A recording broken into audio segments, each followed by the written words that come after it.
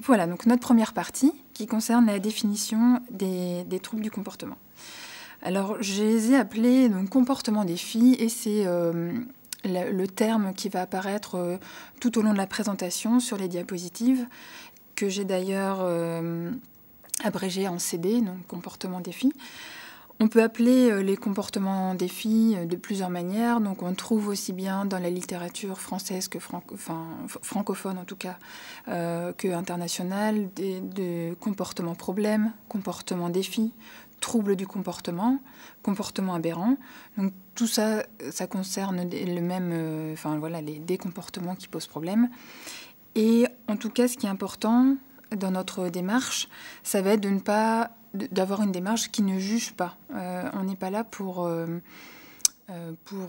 juger la personne qui émet le comportement, bien sûr, ni pour lui attribuer des intentions qu'on ne connaît pas, mais bien pour analyser de manière objective ce qui déclenche, ce qui maintient un comportement, et d'essayer d'y apporter des réponses à travers de l'apprentissage.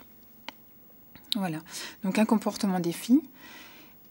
J'aime bien aussi, on va aussi parler de comportement des filles par rapport à trouble du comportement, parce que dans comportement des filles, on a bien le fait que c'est d'abord un comportement. Et c'est ça qui va être important, c'est qu'on analyse un comportement des filles comme à peu près n'importe quel comportement en analyse appliquée. Donc on va revenir quand même brièvement sur la définition d'un comportement. Donc c'est bien qu'on ait tous la même base pour avoir la même base d'analyse ensuite. Donc qu'est-ce qu'un comportement ? C'est tout ce qu'une personne, de manière simple, c'est tout ce qu'une personne dit ou fait. La définition, on va dire, qu'on retrouve dans la littérature, c'est toute activité d'un organisme vivant. Donc ça concerne effectivement nos gestes, nos paroles, même, on va dire, dans son acceptation globale, dans l'analyse appliquée, dans la version radicale de l'analyse du comportement, il y a aussi, ça concerne les pensées, ça concerne tout ce qu'un organisme peut produire, qui peut, d'une manière ou d'une autre, être observable. Je dis d'une manière ou d'une autre parce qu'on peut l'observer de manière très directe. Je fais un geste, tout le monde voit mon geste et peut dire qu'il s'est produit. Ou alors d'une manière indirecte, à travers des appareils de mesure, parce qu'à l'œil nu, ça peut être difficile de le voir. Donc, voilà ce qu'est un comportement. Il y a plusieurs caractéristiques, le comportement. Donc, comme j'ai dit, il doit être observable et ça implique qu'il ait une définition objective. Ça va être faire un mouvement de la main semi-circulaire de la droite vers la gauche ou gauche vers la droite, ça dépend où on se trouve. Voilà, c'est quelque chose d'objectif. Si je dis juste faire un geste de la main, ça reste objectif, mais c'est pas assez précis. On va pas pouvoir tous se mettre d'accord sur le fait que si je fais ça, est-ce que ça rentre quand même dans la définition du comportement. Donc il faut que ce soit observable et précis, qu'on ait une définition. Donc je disais objective aussi, c'est contraire à subjectif, c'est-à-dire que on ne va pas, quand on va définir un comportement, on ne va pas impliquer qu'il y ait une intention. Donc, je vais jamais dire « elle a voulu », si par exemple une petite fille dans la cour de récréation approche un enfant et fait un geste brusque, je ne vais pas dire, en décrivant le comportement, « elle a voulu agresser l'enfant ». Je ne sais pas ce qu'elle a voulu faire. Peut-être elle a eu... c'est peut-être une toute autre raison pour laquelle elle l'a fait. Je vais juste décrire qu'elle a couru, puis a fait un grand geste du bras et s'est éloignée d'un autre enfant. Quelque chose comme ça, mais je ne vais pas attribuer d'intention. Ensuite, comme on l'a dit, le comportement, il doit être mesurable. Mesurable, c'est-à-dire qu'on va définir la dimension la plus pertinente du comportement. Ça peut être la fréquence, la durée, l'intensité, la latence. Je vais donner des exemples. Si par exemple je veux savoir, ce qui m'intéresse par exemple, c'est de réduire le fait qu'un enfant tape avec son stylo sur la table. Dans ce cas-là, peut-être ce qui va m'intéresser, c'est la fréquence. C'est savoir sur une durée de temps, sur une durée, combien de fois l'enfant a tapé avec son stylo sur la table. Je vais partir de cette observation, de cette mesure, et après, je vais pouvoir définir un premier critère pour le faire diminuer. Après, ça peut être la durée. Donc, par exemple, dire l'enfant, suite à une consigne posée, l'enfant a pleuré pendant 8 minutes, puis 12 minutes, la deuxième fois c'était 12 minutes, etc. Donc là, ce qui va nous intéresser, c'est de faire diminuer la durée. Après, ça peut être l'intensité. Donc, ça peut être problématique. Parfois, des enfants parlent trop bas. Ils chuchotent comme ça. Et on n'entend pas leur discours. Et par exemple, c'est pas un comportement... en classe, c'est un comportement non fonctionnel parce qu'on n'entend pas les réponses. Et donc, on peut avoir un but d'augmenter l'intensité. Ou on peut aussi avoir un but de diminuer une intensité à un enfant qui à chaque fois qu'il joue au ballon avec les camarades, lance la balle à l'autre bout du terrain et ça casse le jeu. De ce fait, on peut vouloir diminuer l'intensité, la force du geste. Ça peut être aussi, donc la dimension pertinente peut être la latence. C'est-à-dire, c'est souvent utilisé... La latence, ça veut dire combien de temps se passe entre mon stimulus et ma réponse. En gros, entre mon antécédent et mon comportement. Un antécédent très classique, c'est le fait de poser une consigne. Donc, par exemple, je vais dire mets tes chaussures. Il est temps d'aller dehors, mets tes chaussures. Au bout de combien de temps l'enfant il va commencer à s'engager dans le comportement de mettre ses chaussures? Ça, parfois, ça peut être problématique, la latence. Si elle est trop longue, le groupe est déjà descendu en récréation et l'enfant il n'a pas encore commencé à mettre ses chaussures. Donc, on va vouloir diminuer la latence du comportement. Donc dans ce cas-là, ça peut être la dimension pertinente du comportement. La latence aussi, par exemple, souvent on le met quand on travaille des programmes d'enseignement avec des enfants. Quand on pose des questions et qu'on attend une réponse de l'enfant, souvent on exige une latence inférieure à 2 secondes. Parce que dans la conversation, si on met 5-10 secondes à répondre, la personne est déjà partie.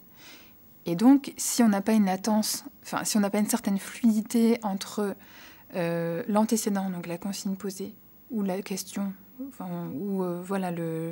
l'interaction verbale et la réponse, et bien dans ce cas-là, ça ne va pas être fonctionnel dans la vie. Donc, on va vouloir avoir des latences courtes pour certains comportements. Ensuite, une des caractéristiques du comportement, c'est bien sûr qu'il est produit par un organisme. Ça semble tout bête, mais du coup, ça peut être pertinent. Découle de ça ce qu'on appelle le test de l'homme mort. C'est-à-dire que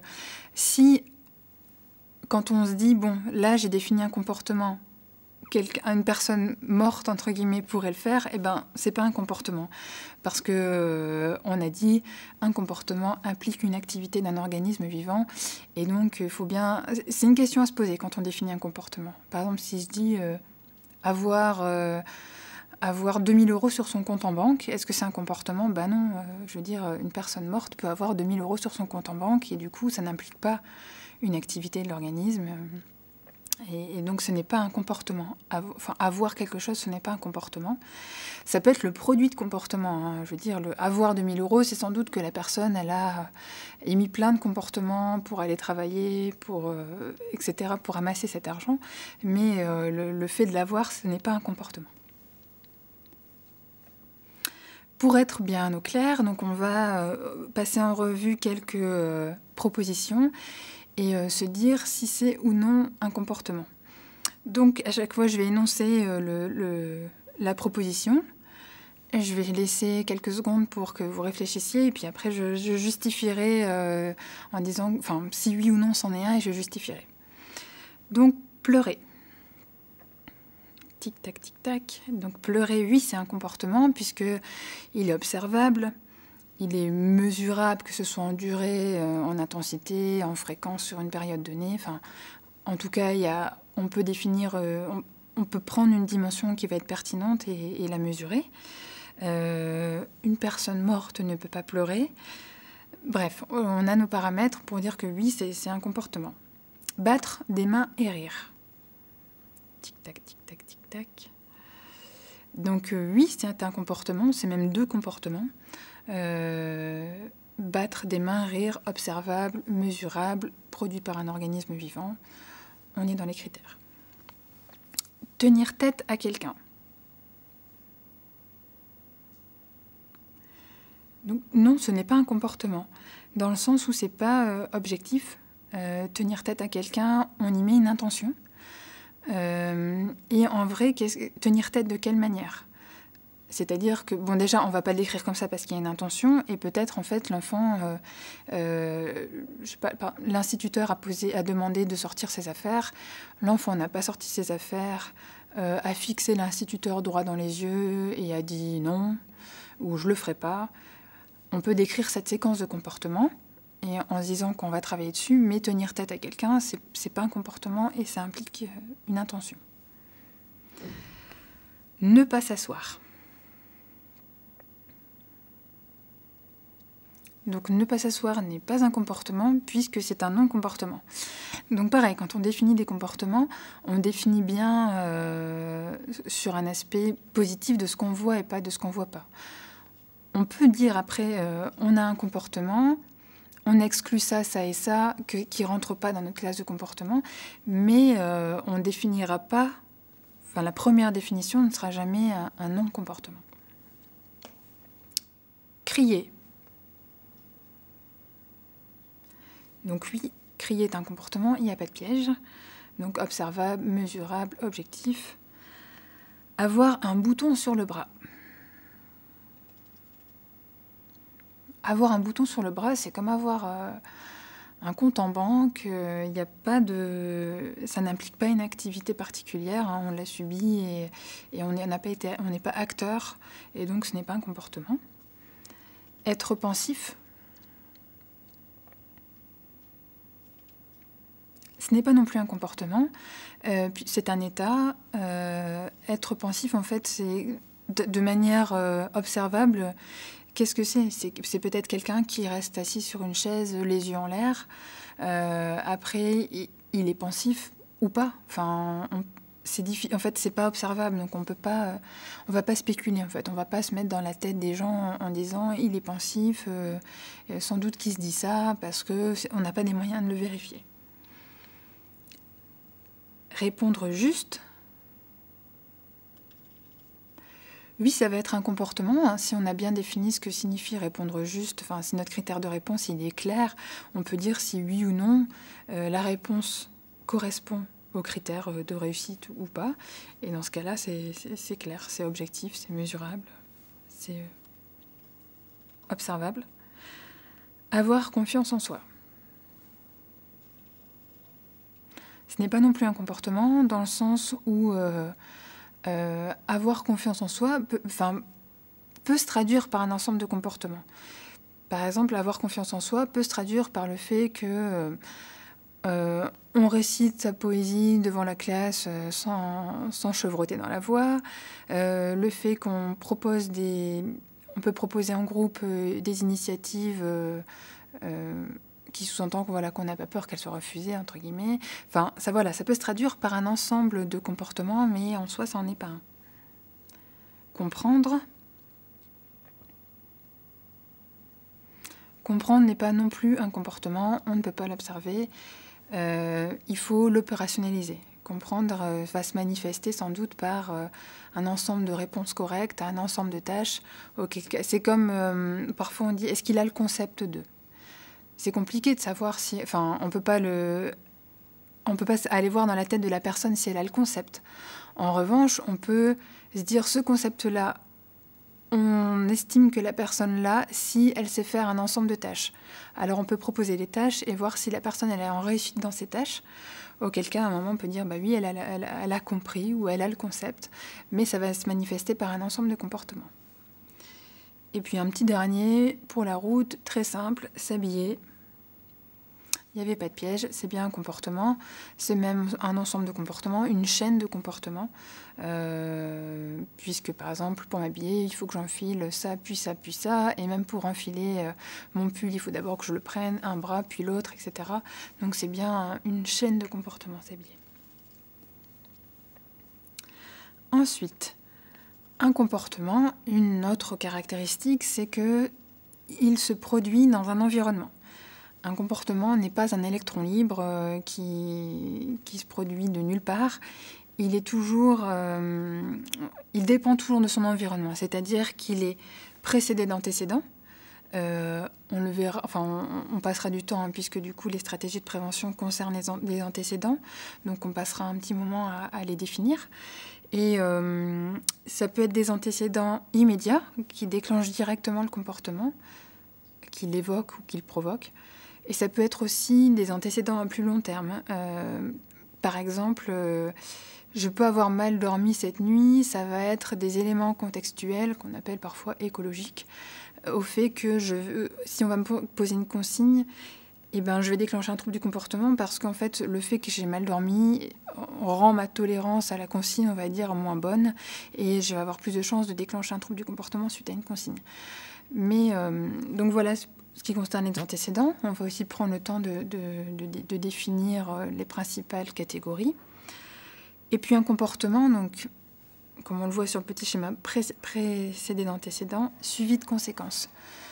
Mes comportements, ils se maintiennent, ils augmentent, ils diminuent suite aux conséquences qui se produisent dans l'environnement. Si j'ai l'habitude, quand j'arrive au travail, de passer par la porte d'entrée, ça se maintient parce que chaque jour, quand j'appuie sur cette poignée, je suis en succès. Enfin, la porte s'ouvre et je rentre. Donc les conséquences sont positives et je continue d'obtenir ce que je souhaite. En revanche, si un jour la porte est fermée, bon, je vais essayer un peu. Ok, elle est fermée, je fais le tour, je prends une autre porte. Le surlendemain, si c'est encore le cas, et plusieurs jours de suite, bon, je vais finir par ne plus essayer cette porte. Dans tous les cas, elle ne fonctionne plus. Donc mon comportement, il va diminuer. Et on voit bien qu'il est fonction de ses conséquences. Si le comportement il a des conséquences positives qui permettent d'accéder à ce qu'on souhaite, il augmente, il se maintient. S'il a des conséquences négatives qui ne permettent pas d'accéder à ce qu'on souhaite, il diminue, il s'éteint. Pareil, on va prendre le temps un petit peu de revenir sur ça. Je vais également vous le présenter tout de suite puisqu'on va l'utiliser, mon petit panneau ABC. Donc A concerne les antécédents, B le comportement, donc B c'est behavior en anglais. Donc on garde souvent le schéma, on a gardé en français le schéma ABC, antécédent, behavior, consequences, antécédent, comportement, conséquences. C'est notre grille de lecture en ABA, c'est-à-dire que chaque fois qu'un comportement se produit, on va essayer de l'analyser selon cette grille. Qu'est-ce qui l'a déclenché, qu'est-ce qui le maintient, pour essayer justement d'analyser comment on peut agir au niveau du déclenchement et comment on peut agir au niveau du maintien. Donc je vous le présente ce petit panneau parce que j'y reviendrai tout au long de la présentation pour qu'on analyse à chaque fois les situations en fonction de ce petit schéma, de notre grille de lecture. Alors, les antécédents, ils peuvent être de plusieurs natures, donc ça peut être ce qu'on appelle des stimuli non-verbaux. Donc l'exemple là sur le diapositive, c'est un enfant entend la clochette du magasin, enfin du marchand de glace. Son comportement, donc B, il court vers le marchand de glace. Sa conséquence, il obtient la glace qu'il voulait, son parfum préféré qu'il a pu commander.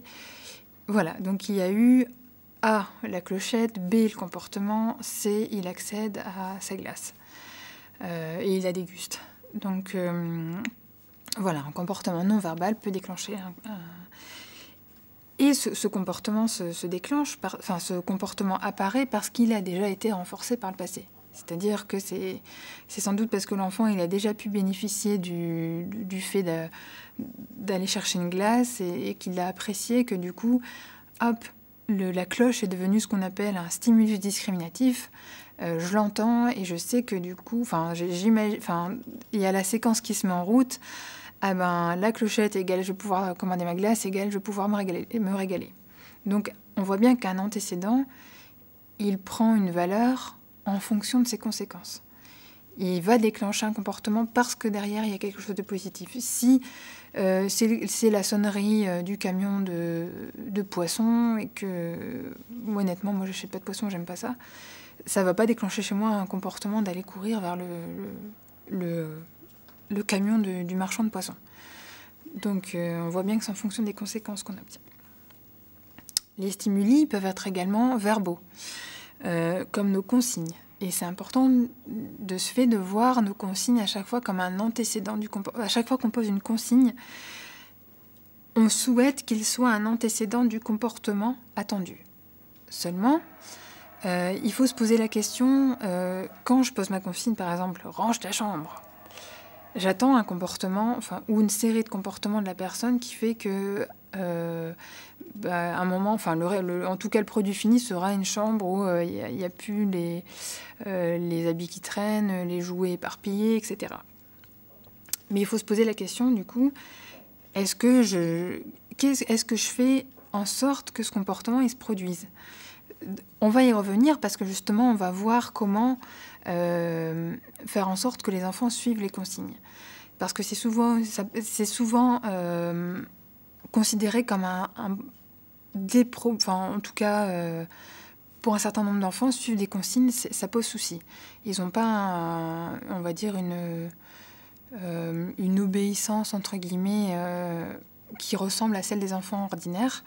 Et donc, le suivi de consignes est souvent un problème. Et on verra justement dans la prévention, là, quand on va parler vraiment des stratégies de prévention, comment faire en sorte que les enfants ils suivent les consignes. Parce que si on pose la consigne et qu'on ne fait pas en sorte qu'elle soit suivie et qu'on n'apporte pas de conséquences positives, et ben forcément nos consignes n'attrapent pas de valeur, on aura des problèmes de latence et on aura donc des problèmes de suivi de consignes. L'antécédent peut également être donc, ni un stimulus visuel, non verbal, ni un stimulus verbal, mais un stimulus interne qu'on appelle la motivation. Donc ça peut être, comme on le voit sur la diapositive, la petite fille, elle fait rien de spécial, et puis d'un coup elle se dit je ferais bien du trampoline. Donc elle a une motivation. Elle va demander l'autorisation à sa maman, comportement, maman, est-ce que je peux faire du trampoline ? Sa mère lui dit oui, et puis elle file faire du trampoline. Donc elle a, en conséquence, pareil, elle accède en fait à sa motivation. Enfin, elle accède à l'objet de sa motivation. Donc ça fait partie aussi des antécédents à prendre en compte, la motivation. On y reviendra également. Parce que c'est un paramètre qu'il ne faut pas hésiter, qu'il faut vraiment repérer quand on met en place des interventions. Est-ce que c'est une situation motivante ? Est-ce que ce que je demande a une valeur motivante pour la personne ? Auquel cas, forcément, si la situation est motivante, elle demande moins d'efforts. Si elle ne l'est pas, elle en demande plus. Donc on aura un engagement dans le comportement attendu qui sera différent selon qu'il y ait des paramètres de motivation ou pas. On y reviendra aussi. Ensuite, donc on a bien passé en revue on a essayé de définir les différents types d'antécédents. Alors maintenant, au niveau des conséquences, donc comme on l'a vu, les conséquences, elles suivent le comportement, donc c'est ce qui se passe souvent immédiatement après. Il peut avoir également des conséquences à plus long terme, mais en général, voilà, surtout chez les personnes non verbales ou qui ont un niveau cognitif moins élevé, elles ont moins d'impact. Les conséquences à long terme ont moins d'impact et les conséquences immédiates vont avoir vraiment un impact plus fort. Et même dans notre vie, à nous tous, les conséquences immédiates, elles ont un impact assez fort. Et donc, elles vont être déterminantes, les conséquences, puisque c'est elles qui détermineront si le comportement il se reproduira à l'avenir ou pas. Si la conséquence elle est agréable et que la personne a une motivation pour chercher cette conséquence, eh bien oui, le comportement se reproduira. Par contre, si la conséquence n'est pas agréable et que la personne a une motivation à l'éviter, ou en tout cas n'a pas de souhait de la chercher, et ben dans ce cas-là, le comportement il a peu de chances de se reproduire à l'avenir. Hop. Donc là, ce petit schéma montre justement, c'est un schéma assez basique, mais qui est très clair pour montrer que selon la conséquence, on va avoir un comportement différent. Ça va modeler notre comportement et ça va aussi donner une valeur différente à l'antécédent. C'est-à-dire que si mon téléphone sonne, et que je suis en train de conduire, que je décroche et que je fais un accident, si je reprends mon petit schéma ABC, voilà, donc le téléphone sonne, je décroche, j'ai un accident, il y a peu de chances que dans les mêmes circonstances égales je roule et le téléphone sonne, je décroche à nouveau mon téléphone parce que j'aurais eu des conséquences négatives et elles vont influencer du coup le fait que dans les mêmes circonstances, mon comportement, je ne le reproduirai pas. En revanche, si le feu passe au vert, je continue de conduire, je redémarre et ma conduite se passe bien, les conséquences sont positives, et ben le fait de rouler quand le feu passe au vert, c'est devenu un stimulus discriminatif pour déclencher ce comportement parce que à chaque fois dans cette situation, ma conduite se passe bien et donc les conséquences sont positives.